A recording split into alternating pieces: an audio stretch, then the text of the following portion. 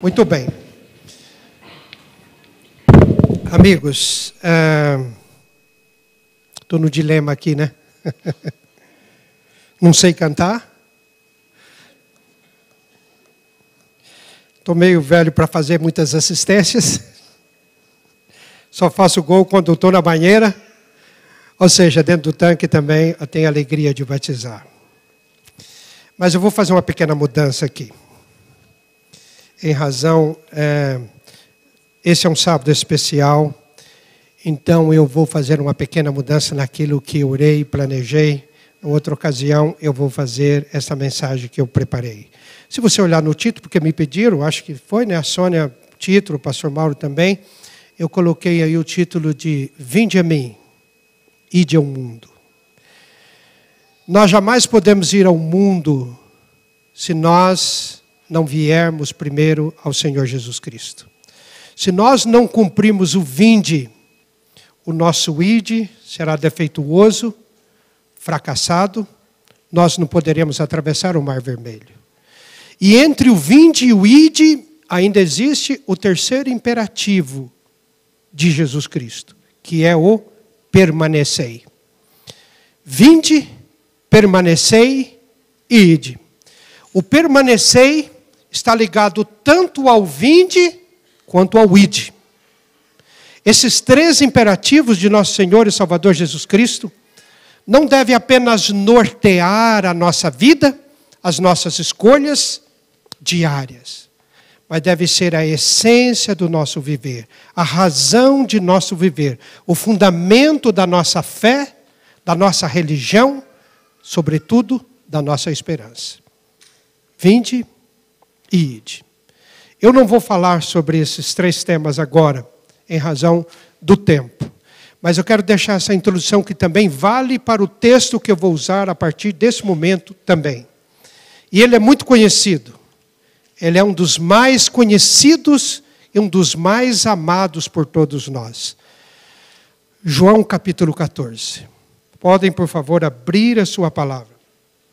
Quando nós praticamos o vinde, nós vamos com poder no ide, e nós praticamos o que está no capítulo 15 em seguida também, que é o permanecei.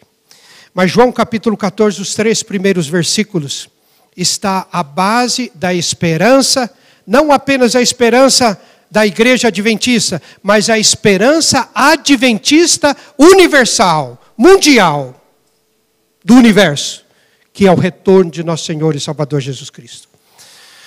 Quando eu terminei o meu trabalho como missionário na Albânia, depois de 4 anos, eu morava em Córtia, como eu disse, que é uma cidade que está a 180 quilômetros. Naquele tempo a gente não fazia esse percurso com menos de 4 horas, porque as estradas muito estreitas, montanhosas, muito perigosas, sem acostamento.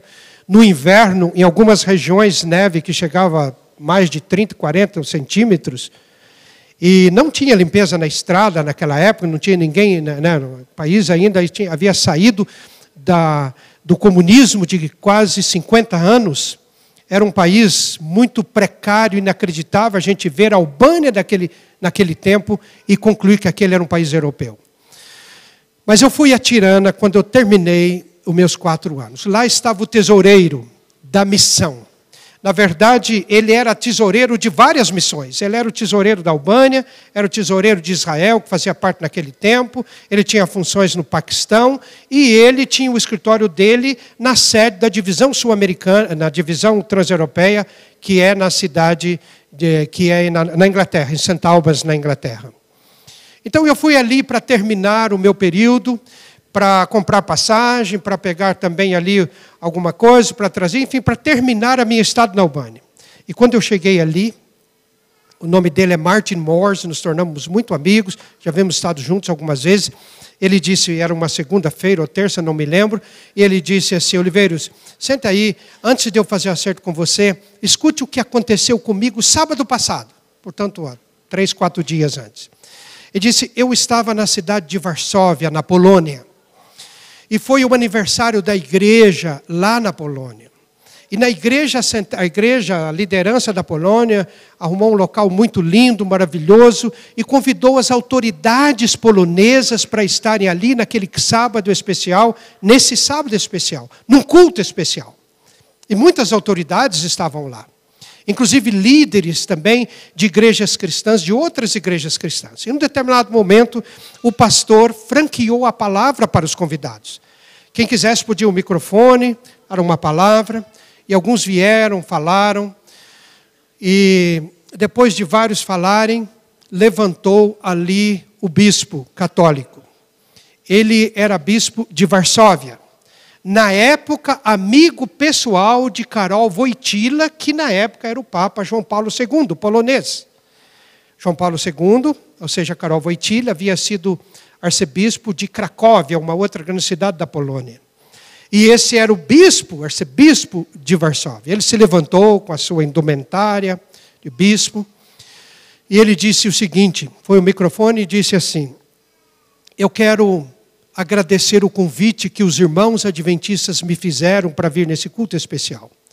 Quero saudar também meus irmãos cristãos de outras denominações protestantes que aqui estão.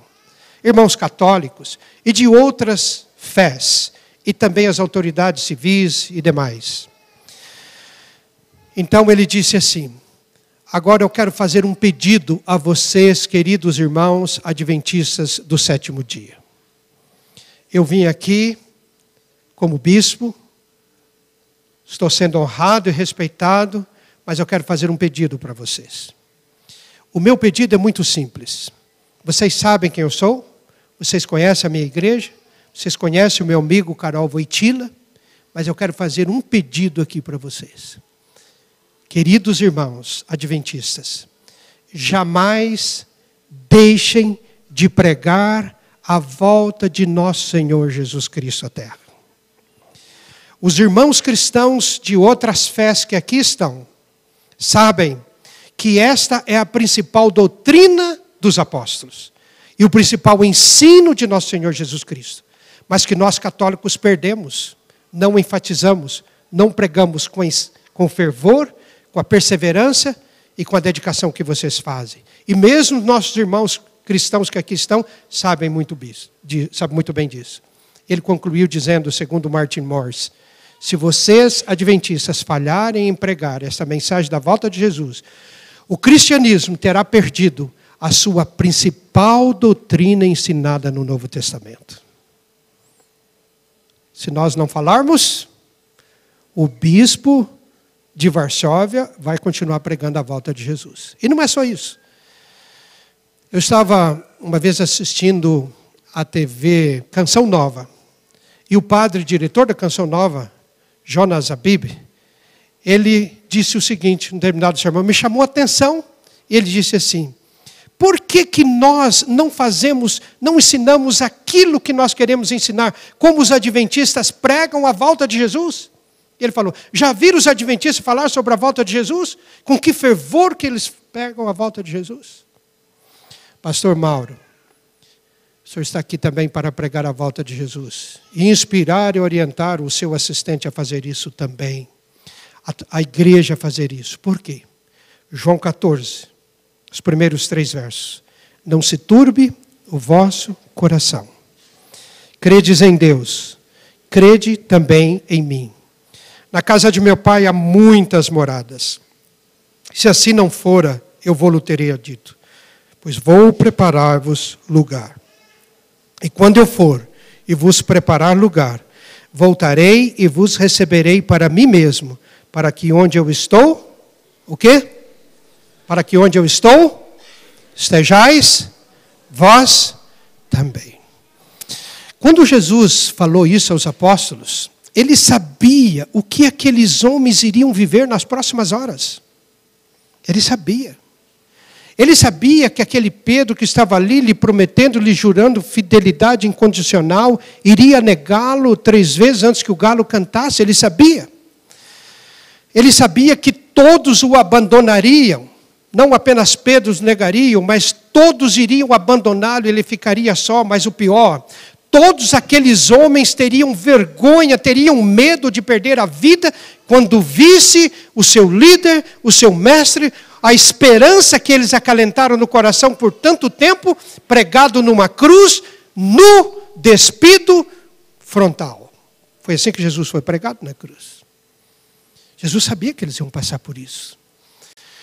Ellen White fala que essa foi a experiência mais triste e degradante na história da humanidade. Ela compara a decepção dos adventistas que aguardavam a volta de Jesus no dia 22 de outubro de 1844, com a experiência da decepção, da dor que os apóstolos sofreram, mas aquela dos apóstolos foi o maior de todos. Jesus sabia que eles iriam passar por isso. Como que Jesus, na véspera, à noite, poucas horas antes, pôde dizer: não se turbe o vosso coração, não se perturbem, não se desesperem, não desanimem, não desistam, não percam a paz que eu vos dou. Como ele disse mais tarde, nesse mesmo capítulo, no verso 27.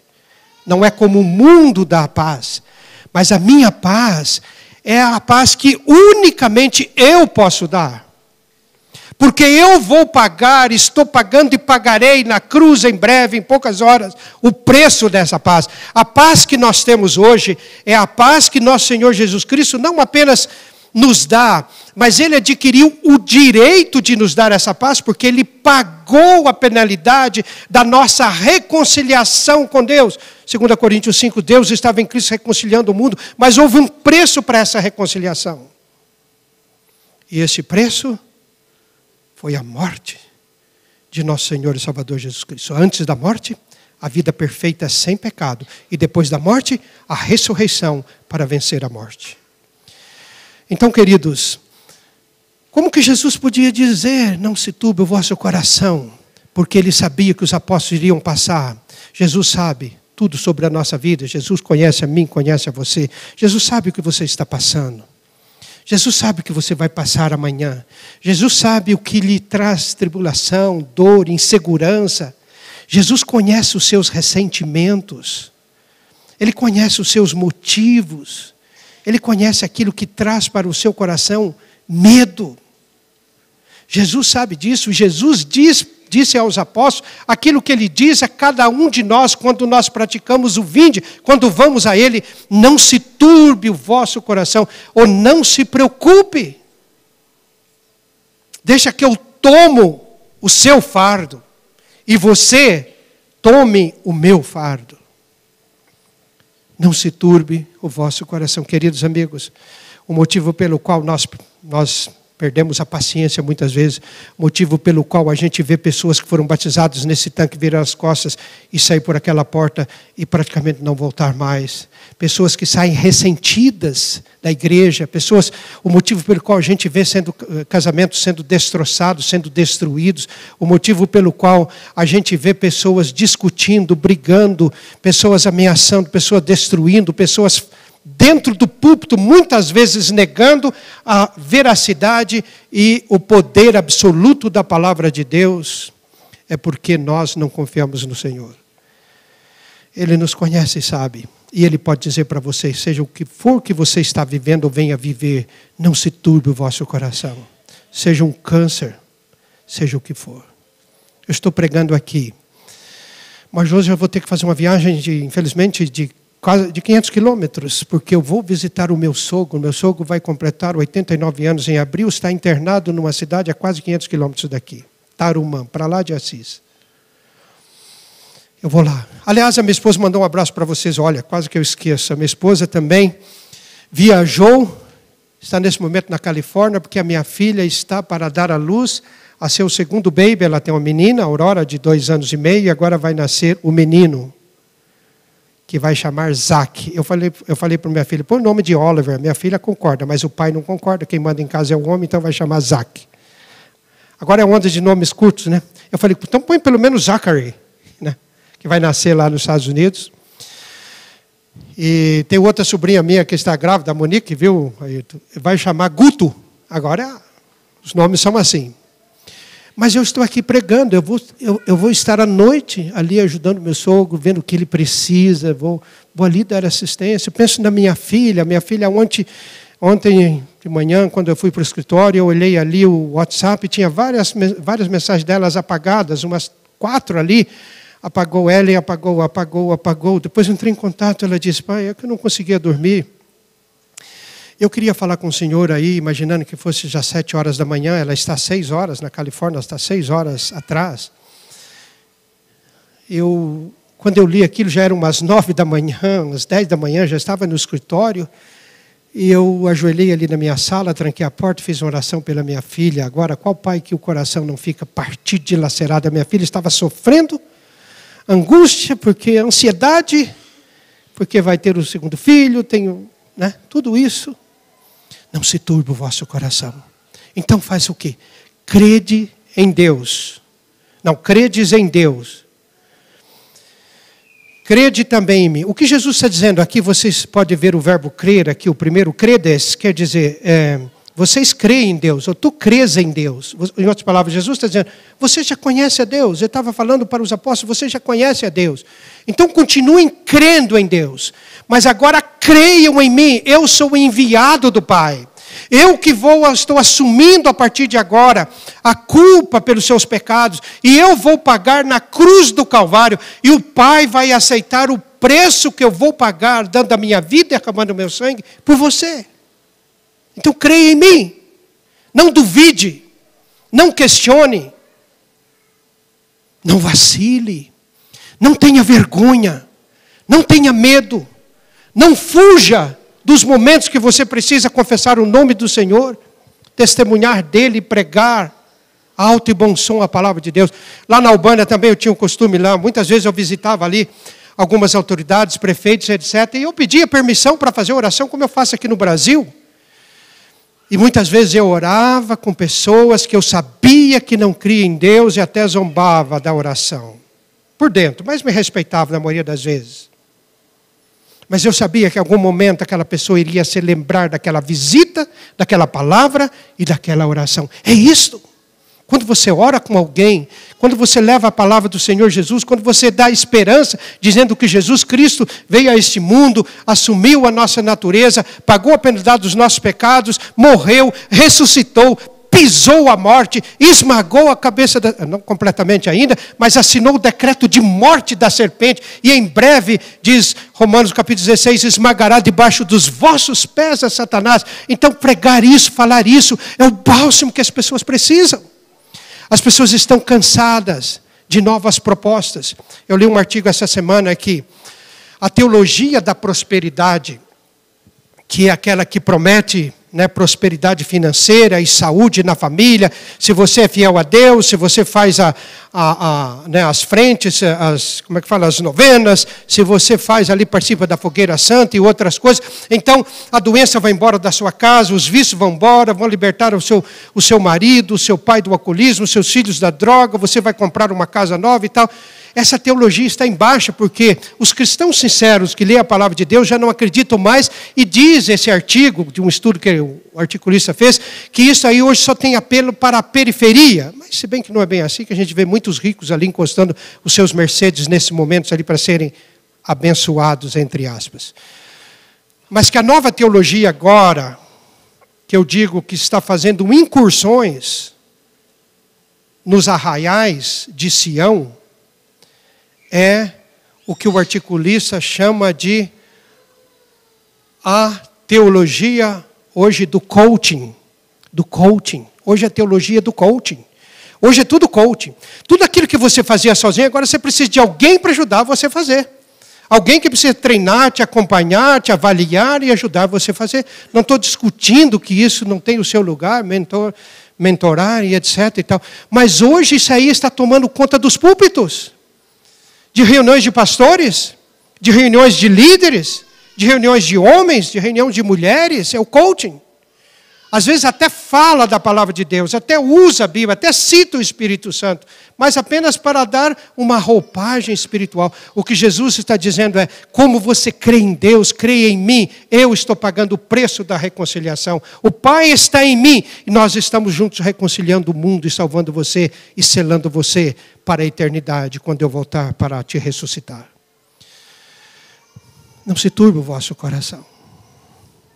Queridos, se nós acreditarmos nessa palavra, só nesta frase de Jesus, se nós aceitarmos só esta palavra, só esta frase, não se turbe o vosso coração, o que mais nós precisamos na nossa vida? De mais nada. Mas aquele que não nega nenhuma das suas promessas, que cumpriu e cumprirá todas elas em todos os detalhes, disse, na casa de meu pai há muitas moradas. Se não for assim, eu vou teria dito, eu jamais enganaria vocês. E eu vou preparar lugar.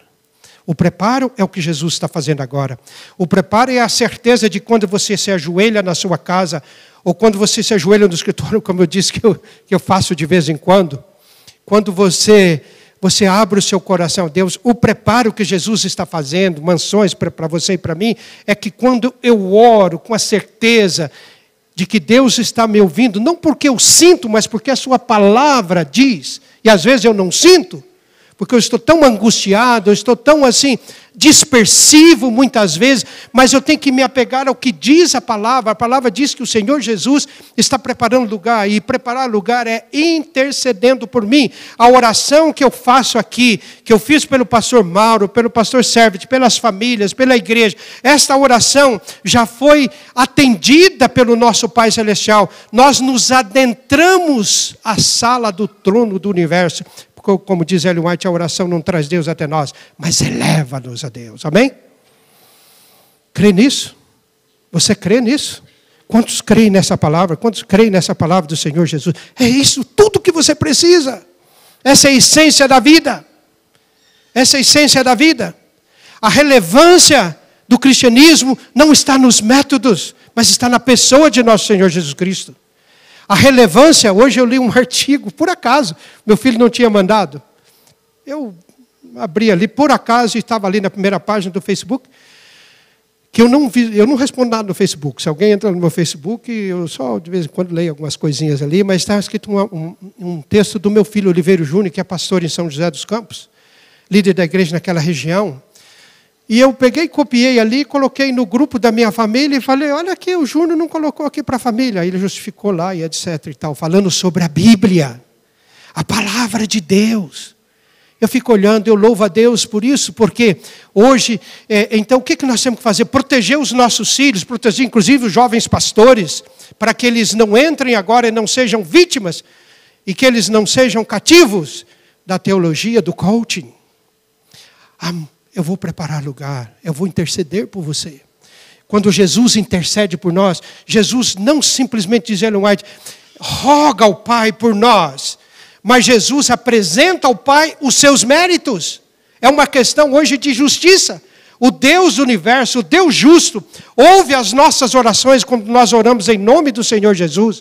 Nós pedimos perdão pelos nossos pecados, nós consagramos a nossa vida, nós intercedemos por alguém, nós fazemos uma oração de consagração, de comunhão, ou qualquer outro tipo de oração. Deus nos ouve, porque o Senhor Jesus tem direito de ser atendido, porque Ele conquistou isso na sua vida santa, na sua morte na cruz do Calvário.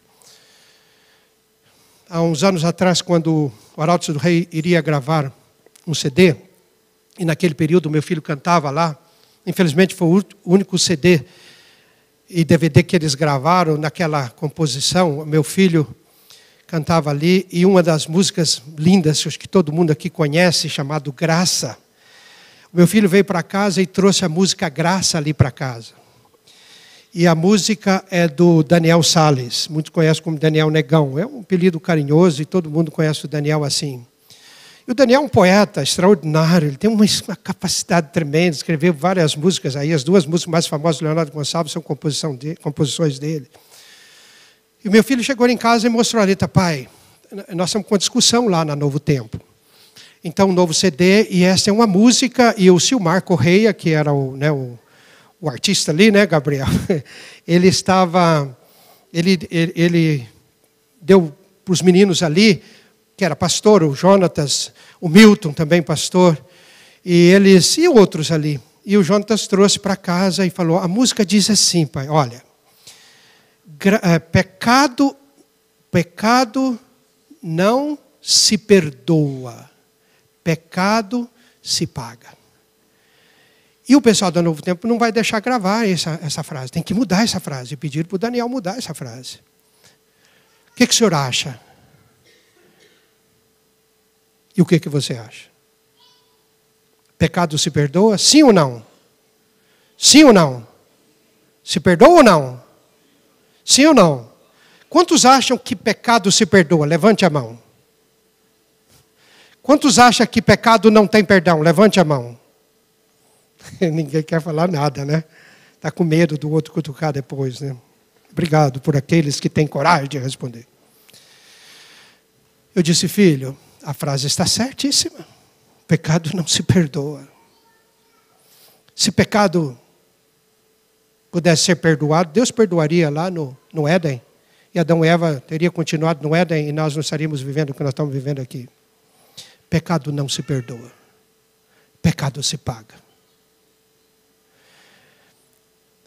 Eles concordam. Eu acho que todo mundo que analisou essa letra lá concorda com isso. Só que dá ruído, né? Tem uma música aí do Jader que fala, o céu é aqui, já dá ruído, né? O céu é aqui e tal. Na verdade, o céu, ambiente do céu não é aqui. O céu começa aqui, seria melhor. Mas, por outro lado, onde Jesus está, nós estamos na atmosfera do céu, porque nós temos o Senhor Jesus. Mas a música foi mudada. Não sei se, logicamente, com a permissão do autor ou pelo próprio autor, ela foi mudada. Pecado não se...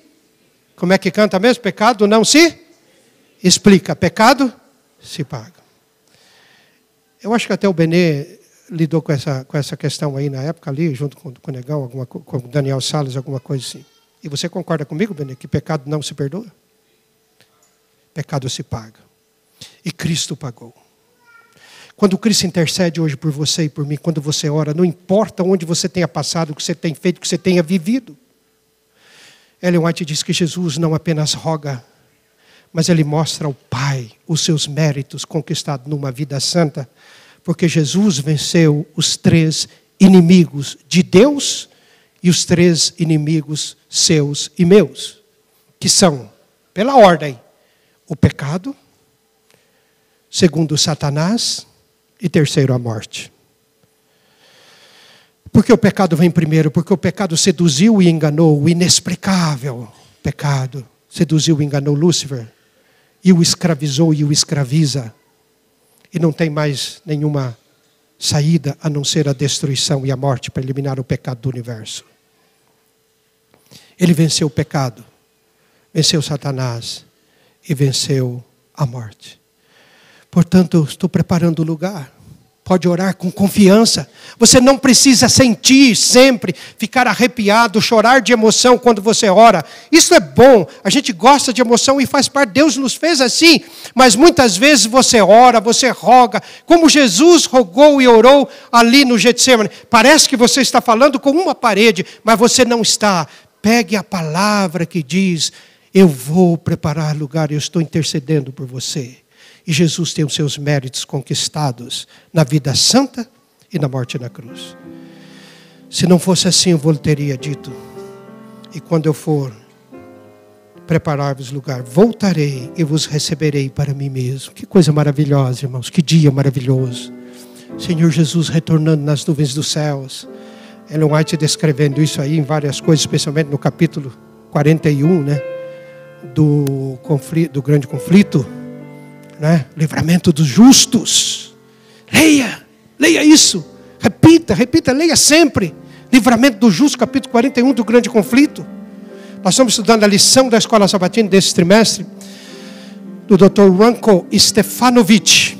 Eu não quero fazer inveja para ninguém aqui, mas quando eu trouxe o Dr. Chey para falar para os pastores, eu trouxe o Dr. Chey para pregar aqui, depois fez um arranjo com vocês e ele veio aqui, fez uma semana. Agora eu já acertei com o Dr. Ranko Stefanovic. Mudei até a data do concílio, né, pastor? Vocês já viram lá para 17 em diante de de março. E o Dr. Ranko Stefanovic vai vir falar para os nossos pastores. Eu vou ter um sábado aí, mas eu não vou prometer que vou trazer aqui em São Caetano, porque agora tem que fazer justiça com outros também, né? Com outros filhos. Mas vou tentar fazer uma reunião de líderes com Ranko Stefanovic, maior autoridade em Apocalipse que a igreja, uma das maiores, ao lado de John Paulin. John Paulin, na verdade, é o mentor intelectual de Ranko Stefanovic. E cadê o Ivica? Foi embora? Está matando o culto, o Ivica? O Ivica? Foi embora? Está matando o culto? O Ranko é contemporâneo dele. O Ranko é croata. Na verdade, ele é bósnio-croata. Bom, e então, é muito bom você ter... Então, o que é? O livro do Apocalipse, alguns estudiosos, então, logicamente, e o Ranko está na lição aí, você pode pegar, fala Apocalipse, a parte histórica até o capítulo 11, depois o 12 é o central, e do 15 ao 22 é o escatológico, é o futuro. O grande conflito também é assim. Se você ler o livro Grande Conflito, até o capítulo 35 é a parte histórica do livro. Nós que estamos vivendo os últimos dias, precisamos ler e reler a partir do capítulo 36 até o último, que é o 42. E para mim, um dos mais apaixonados, o capítulo 41, Livramento dos Justos. Virei outra vez e vos receberei para mim mesmo. Ellen White, então, descreve aquele momento maravilhoso, né? Em que aqueles que morreram na fé do terceiro anjo, ou aqueles que morreram na fé que nós pregamos hoje no Evangelho Eterno, se estivermos mortos, vamos ressuscitar naquela ressurreição especial, com o corpo transformado, semelhante ao corpo de nosso Senhor Jesus Cristo, e nós vamos ver o Senhor Jesus Cristo retornando nas nuvens dos céus. Desde os primeiros sinais da volta de Jesus, nós vamos ressuscitar para ver e para cumprir a nossa grande esperança. E o livro do Apocalipse diz que também que nessa ressurreição irão ressuscitar aqueles que traspassaram a Jesus. Mas imagine a alegria. Eu vou recebê-los para que vocês estejam comigo, para que onde eu estiver, todos e cada um de vocês esteja comigo também. Amém? Há muitas moradas para todos, para mim, para você, para quem não está aqui já esteve, para quem não está aqui nunca gostaria, nunca quis estar. O Espírito Santo está trabalhando no coração dessas pessoas. Você é a voz do Senhor. Você são os pés do Senhor. Você são os braços do Senhor. Então, queridos, Deus nos chamou aqui para isto. Eu quero terminar contando lendo um versículo, o último versículo, e falando sobre isso. Eu não sei se já usei esse dado aqui alguma vez, mas de vez em quando eu gosto de usar, falando sobre a Nova Jerusalém. O capítulo 21 de Apocalipse fala da Nova Jerusalém. E a Nova Jerusalém, no capítulo 21, depois de falar a cidade santa que desce do céu, etc., João dá as medidas da cidade. No verso 16. Ele diz: a cidade é quadrangular. Nós estamos estudando o livro de Levítico, estudamos o livro de Êxodo. Vocês já perceberam que os altares eram todos quadrangulares? Largura e comprimento iguais. E na medida do possível, também altura. Por exemplo, o lugar santíssimo do templo de Jerusalém, ele tinha largura, o comprimento e a altura iguais. A Nova Jerusalém é um quadrado absolutamente perfeito. É um cubo, na verdade, não é um quadrado, porque tem altura. A cidade é quadrangular. Diz aqui, de comprimento e largura iguais, e mediu a cidade com a vara até 12.000 estádios. 12.000 estádios, a mais ou menos entre 2.200 a 2.400 quilômetros. Um comentarista do Novo Testamento chamado William Barclay, ele apresenta no seu comentário, que nos dias de João, o estádio tinha 200 metros. Então chega aí a 2.400 quilômetros de cada lado. 2.400 quilômetros de comprimento, 2.400 quilômetros de largura. E o verso 17 diz mais. Aliás, o verso 16 no final. O seu comprimento, largura e altura são iguais. Uma cidade, um cubo perfeito. Comprimento, largura e altura. E esta Bíblia aqui, comentário dessa Bíblia, a Bíblia anotada que eu estou usando, uma Bíblia que me acompanha há vários anos, Essa Bíblia tem um comentário aqui que diz o seguinte: se 20% da cidade de Nova Jerusalém fosse usada para moradia, caberia na cidade da Nova Jerusalém, cerca de 25 milhões de pessoas. Se 25% fosse usado. Em outras palavras, se a cidade inteira da Nova Jerusalém fosse usada para moradia, caberia morando em toda a cidade da Nova Jerusalém, cerca de 100 bilhões de pessoas. O mundo hoje tem 7 bilhões e meio, pouco menos.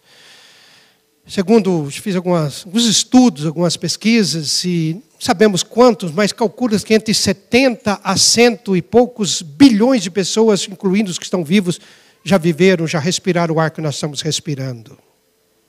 O que eu quero dizer aqui?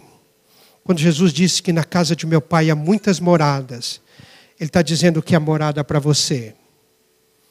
E há morada para aqueles que ouvem a sua pregação. Há morada para a sua família. Mas há morada para aqueles que zombam de você. Para aqueles que lhe perseguem. Para aqueles que tentam desacreditar você. Para aqueles que zombam de você e da sua fé. Deus não construiu uma cidade só para você, mas construiu para essas pessoas também. Por isso, pastor Mauro, eu gostei muito que o senhor falou que aqui tem um tanque batismal que vai sempre ser usado. Essa é a razão de ser, né, professor? A razão de ser da igreja. A primeira frase do livro Atos dos Apóstolos de Ellen White, Atos dos Apóstolos, escrito por Ellen White, diz o seguinte: a igreja é um instrumento apontado por Deus para a salvação dos homens. Ponto. Ela foi organizada para servir, e a sua missão é levar o evangelho ao mundo. E doutor Sérgio, essa é a nossa missão. Essa é a sua missão ali, onde o senhor trabalha, seus alunos. Essa é a nossa missão. Levar o evangelho ao mundo. Na casa de meu Pai, há mais de 100 bilhões de lugares. Deus não construiu uma cidade apenas para Abel, mas também para Caim. Se Caim não vai estar lá, ele escolheu não estar, mas o lugar dele está lá. Deus não construiu uma cidade apenas para Paulo, mas também para Nero. Deus não construiu uma cidade apenas para aqueles que morreram na Segunda Guerra, mas também para Hitler. Se Hitler não vai estar, ele escolheu não estar. Deus não construiu uma cidade apenas para Pedro, João e Tiago, mas também para Judas, Anás, Caifás e Pilatos. Se eles não vão estar, porque escolheram, está pago. A nossa salvação está paga. Jesus sabia que os apóstolos passariam. Sabia que eles estariam decepcionados. Sabia que eles estariam procurando um buraco se tivesse para fugir de Jerusalém com medo e realmente com risco real de perderem a vida, como seu mestre perdera naquela sexta-feira. Mas Jesus disse: não se preocupe. Não se preocupe com a doença. Não se preocupe com a dor. Não se preocupe com as calúnias. Não se preocupe com os traumas que você tem sofrido. Não se preocupe com nada disso que está afligindo a sua alma. Na casa de meu Pai há muitas e muitas moradas. Eu vou terminar, não sei se já li aqui também, porque eu mudei o sermão. Eu não sei se já li aqui, mas se li, para aqueles que vão ouvir de novo, é uma bênção. A história de um livro chamado A Different Kind of Miracle, ou seja, um tipo diferente de milagres. Não sei se tem em português, se tiver deve ser esse título também. Um tipo diferente de milagres. Emily Barnes havia contraído câncer. E havia anunciado que a vida dela seria muito curta. É verdade que ela não havia entrado ainda no circuito, na linha terminal, mas ela escreveu o seguinte, nesse livro, Um Tipo Diferente de Milagres. O câncer é tão limitado. Ele não pode paralisar o amor, não pode apagar a esperança, não pode corroer a fé, não pode destruir a paz, não pode destruir a confiança, não pode matar a amizade, não pode apagar as memórias, não pode silenciar a coragem, não pode invadir a alma. O câncer não pode roubar a vida eterna, o câncer não pode abafar o espírito, não pode diminuir o poder da ressurreição. Nada do que acontece conosco pode nos separar do amor de Deus e da vida eterna. Ela chegou a dizer, se eu morrer amanhã, que fique registrado, será apenas uma mudança de endereço. Não se turbe o vosso coração. Na casa de meu pai há muitas moradas. Eu vou preparar. Quando você orar, saiba que eu estou na presença do Pai. Sabe que eu estou na sala do trono do universo. Quando você orar, saiba que eu levantarei as minhas mãos. Eu não apenas rogarei ao Pai que tem prazer em te responder, mas eu vou apresentar os meus méritos. É isso que Jesus tem. É isso que Ele conquistou por mim e por você. Verei outra vez. E vou receber cada um de vocês. Lá, na casa do Pai, não teremos mais nenhum dos muitos problemas, da tristeza, da frustração, da insegurança, de tudo aquilo que nós enfrentamos no nosso dia a dia. Por isso nós dizemos, Maranata. De novo, Maranata.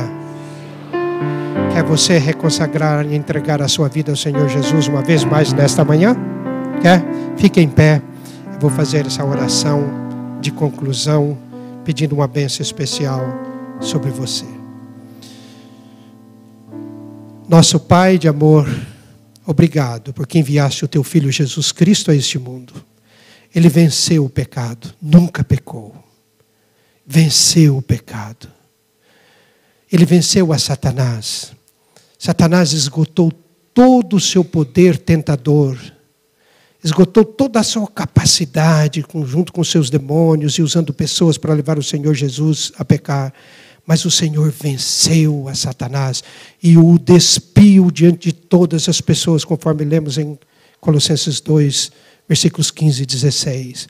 Ele o expôs ao opróbrio e à vergonha, triunfando dele na cruz. E depois de morrer, o Senhor Jesus saiu da sepultura. Obrigado, Pai, porque chamaste o teu Filho. Depois da morte, ele saiu dizendo, eu sou a ressurreição e a vida. E agora ele intercede por nós, Pai querido, na tua presença. Obrigado porque nos ouves, porque nos perdoas, porque nos reconcilias cada dia contigo, porque nos fazes morrer cada dia e nos dar uma nova vida em Cristo Jesus. Pai querido, que cada dia ouçamos o convite do Senhor Jesus, o imperativo do Senhor Jesus. Vinde a mim, permanecei a mim e ide ao mundo. Que ao irmos as pessoas, possamos fazê-lo na autoridade e no poder do Senhor Jesus. Abençoa esta igreja. Uma vez mais abençoa o pastor Mauro como seu líder espiritual, pastor Servet e os demais que vão estar liderando a tua igreja aqui nesse distrito e nessa cidade. Até que na volta do Senhor todos sejamos levados para encontrar com teu Filho nas nuvens dos céus e sermos levados para a Nova Jerusalém e vivemos para sempre contigo, em nome do Senhor Jesus. Amém, Senhor.